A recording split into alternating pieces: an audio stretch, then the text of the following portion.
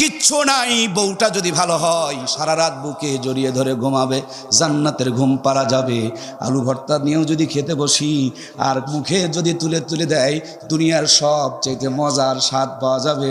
যতই কষ্টের মধ্যে আসি, একবার মুখের দিকে যদি তাকিয়ে মুচকি একটা হাসি দিয়ে দেয়, বাড়িতে ঢোকার আগেই সব কষ্টগুলো মুছে যাবে। কথা বলুন ঠিক কিনা? যে তিনি অবজার্ভ করে বলছেন, গবেষণা করে বলছেন যে সব শান্তি হলো বইয়ের ভিতরে। নবীজিও সে কথাটাই বলে গিয়েছেন, পৃথিবীর সব নিয়ামত কিন্তু উত্তম নিয়ামত হলো নেককার বিবি।